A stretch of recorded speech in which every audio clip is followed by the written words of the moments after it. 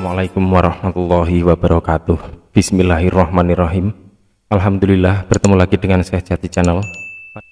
Pada kesempatan kali ini saya berusaha menjawab pertanyaan dari sahabat Syekh Jati atas nama akun Al-Ghifari. Pertanyaan tersebut ditulis dalam kolom komentar video Syekh Jati yang berjudul mimpi berhubungan badan makna secara batiniah.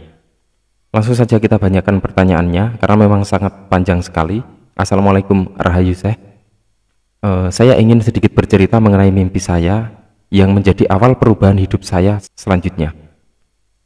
Singkatnya, saya seorang muslim, namun saya telah bermimpi bertemu Nabi Isa Al-Masih di dalam mimpi. Saya berada di depan rumah seseorang yang ada sebuah tempat sampah. Namun saya lihat di dalam tempat sampah tersebut ada banyak barang-barang yang saya anggap masih berharga dan sangat bagus. Jadi saya minta izin tuan rumah untuk meminta barang-barang tersebut.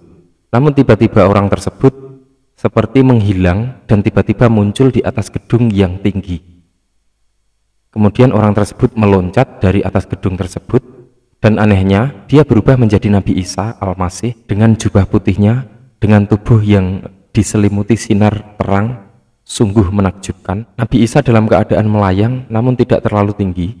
Beliau tidak mengatakan apapun, namun beliau dari tangannya muncul banyak harta, memberikan kepada saya seperti berlian, emas, dan masih banyak sekali yang bertebaran, di samping saya. Di situ banyak sekali warga setempat yang melihat, namun saya tawarkan mereka untuk ikut mengambil harta tersebut, dan kemudian mereka pun ikut mengambil beramai-ramai. Nabi Isa pun kemudian terbang ke atas dan menghilang. Mohon Syekh Jati memberikan penjelasan perihal mimpi saya tersebut agar saya sedikit lega. Mimpi tersebut sekitar 2 tahun yang lalu. Setelah itu saya menjadi semangat dalam berspiritual. Saya sangat bersemangat bertafakur, bermeditasi. Banyak hal aneh-aneh yang tidak saya pahami. Saya tidak bisa membedakan antara tidur dan sadar. Sering tidur ketindihan dan seperti sukma keluar setelah ketindihan. Saking seringnya, sekarang saya hanya meniatkan saja di antara tidur dan sadar saya seperti keluar dari tubuh dan bisa jalan-jalan kemana saja, dan sering berbicara dengan diri sendiri, jadi lebih peka. Yang paling saya takutkan, akhir-akhir ini saya seperti masuk ke dalam alam yang sangat gelap, dan di situ saya diajak ngobrol dengan orang-orang yang tidak terlihat. Saya jadi sangat suka membaca buku-buku sejarah Jawa, sejarah Majapahit, dan buku-buku yang lain. Padahal sebelumnya saya tidak suka membaca. Masih banyak hal-hal yang saya tidak pahami. Semoga Syekh Jati dapat membantu saya memberi penjelasan. Terima kasih.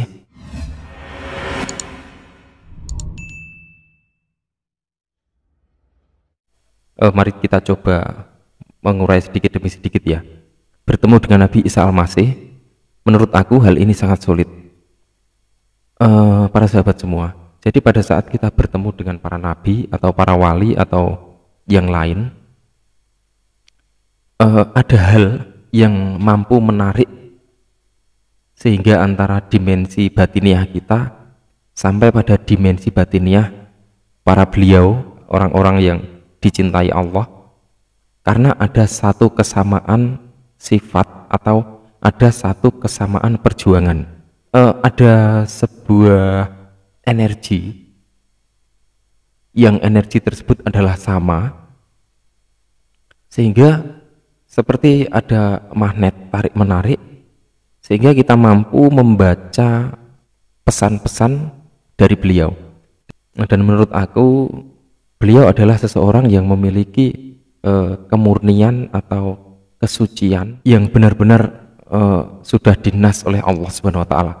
Dan ini kemungkinan besar Anda, orang yang mimpi seperti ini, adalah orang-orang yang juga memiliki jalan kesucian yang dijalani di dalam kehidupan sekarang ini. Jadi jika Nabi Isa Al-Masih alaihissalam adalah benar-benar teruji kesuciannya, ruhnya, Ruhul Kudus yang benar-benar suci. Tapi jika Nabi Muhammad SAW adalah seorang nabi yang benar-benar memiliki kemuliaan akhlak yang tiada tandingan, dan ini menjadi penyempurna dari seluruh para nabi. Tapi meskipun begitu, semua memiliki makom dan memiliki keistimewaannya sendiri-sendiri karena terbentuk oleh masa di dalam kehidupannya.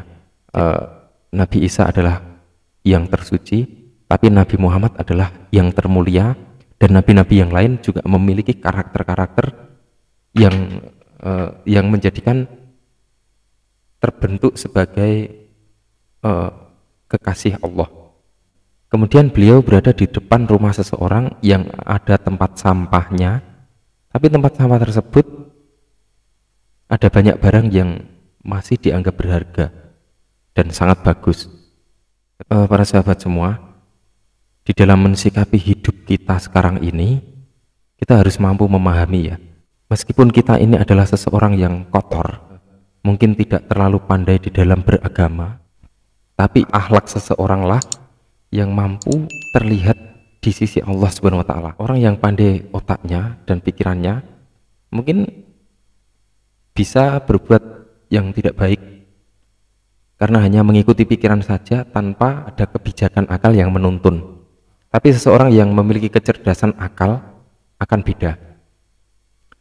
Artinya meskipun kita ini adalah orang-orang pinggiran, orang-orang yang tidak dipandang seperti tempat sampah, tapi terkadang ada sesuatu yang sangat tersembunyi di dalam pribadi orang-orang tersebut, dan itulah barang berharga.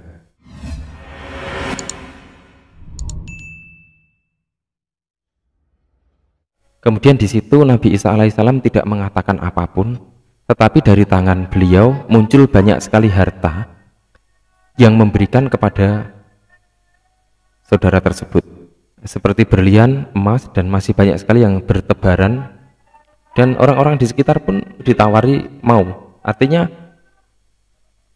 orang-orang di sekitar Anda mengakui dan menyatakan kebaikan atau mungkin sisi kesucian di dalam pribadi Anda itu memang benar-benar mereka ketahui, dan itulah sesuatu yang paling berharga yang beramai-ramai bisa dinikmati oleh seseorang.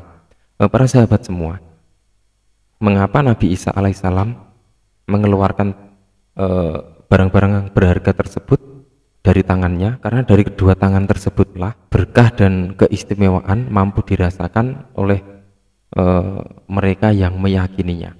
Para sahabat semua, dari cerita ini beliau juga menulis bahwa banyak hal aneh yang saya tidak pahami. Saya tidak bisa membedakan antara tidur dan sadar. Disinilah sangat pentingnya ada seorang guru yang mampu mengarahkan pada saat terjadi kebingungan karena kondisi alam sadar dan alam bawah sadar yang bercampur.